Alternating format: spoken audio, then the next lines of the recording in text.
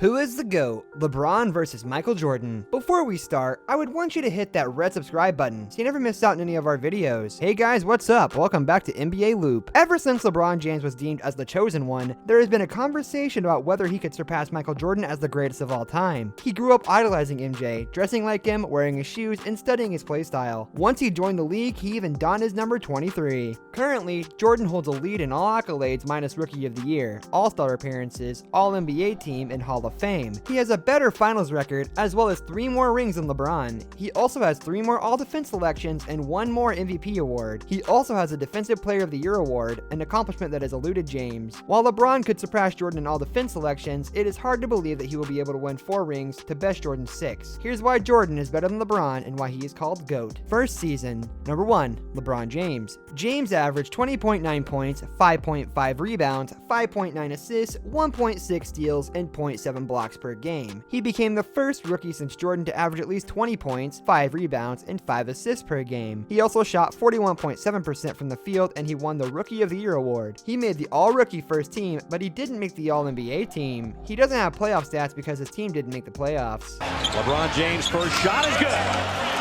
Welcome to the NBA. Number 2, Michael Jordan. Jordan averaged 28.2 points, 6.5 rebounds, 5.9 assists, 2.4 steals, and 0.8 blocks per game. He became the second rookie in NBA history to average at least 20 points, 5 rebounds, and 5 assists per game. He's also the only rookie to average at least 20 points, 5 rebounds, and 5 assists, and 2 steals per game. Jordan shot an amazing 51.5% from the field and led the league in points. He won the Rookie of the Year award and made the All-NBA second team. In the playoffs, he played 4 games and averaged 29.3 points, 5.8 rebounds, and 8.5 assists per game while shooting 43.6% from the field. I just think that I have the habits of working hard. I always been taught that to reach a goal that in life that you want, you have to work hard to get to it. Second season. Number 1, LeBron James. James had a great second season. He averaged 27.2 points, 7.4 rebounds, 7.2 assists, 2.2 steals, and 0.7 blocks per game while shooting 47.2% from the field. He became the 5th player to average over 25 points, 7 rebounds, and 7 assists per game in a single season. James also made the All-NBA second team, but his team didn't make the playoffs. Number 2,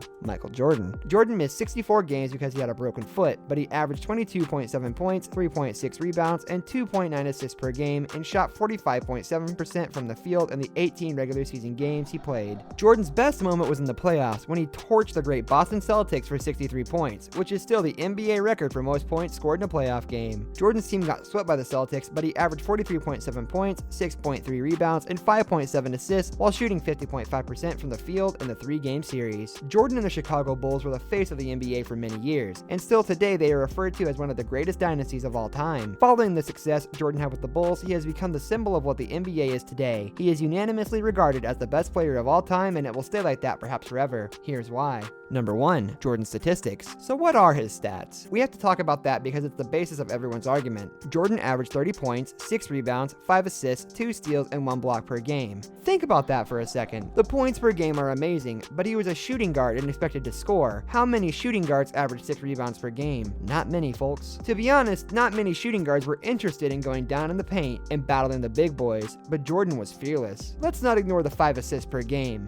Many people believe Jordan was selfish, which is untrue.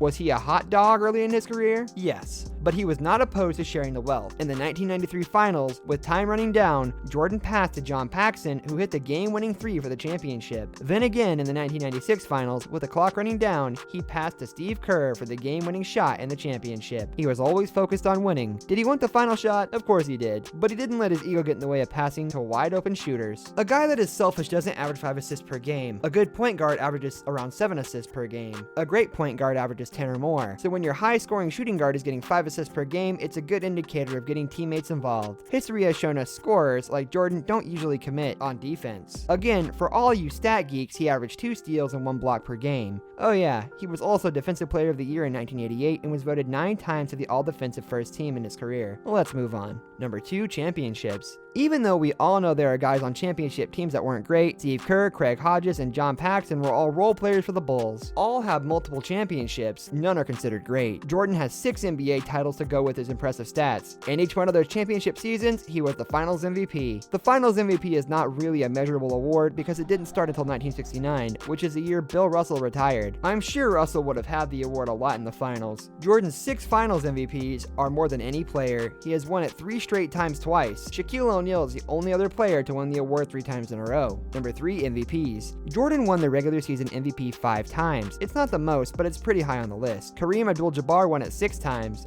Bill Russell won it 5 times. Wilt Chamberlain won it 4 times. Magic Johnson, Larry Bird, and Moses Malone all attained it 3 times. LeBron James has been the MVP 4 times, and after this year, it could be 5 times. We'll have to wait and see on that. It's a high honor, but even the regular season MVP is suspect at best. Usually it goes to the best player on the best team. I'm a huge fan of Charles Barkley and Karl Malone, but the years that they won could have easily gone to Jordan. That's not a knock on Barkley or Malone. They are great players in my opinion. They and their teams had outstanding seasons, but so did Jordan. It's not crazy to think voters were having a Jordan hangover. He was winning everything at that time. Steve Nash has won it twice and will never come up in this conversation. He was a good player, not a great player. He played at a high level for a short period of time. All-star appearances were left out as those are voted on by the fans, and it's more of acknowledging popularity than greatness. That brings us to the end of our video. I hope you enjoyed it. Hit like if you did, and don't forget to subscribe to our channel so you don't miss out on any of our videos in the future. Also, watch the 2 videos that are on your screen because I'm sure you'll love them. With that, I'll see you in the next video.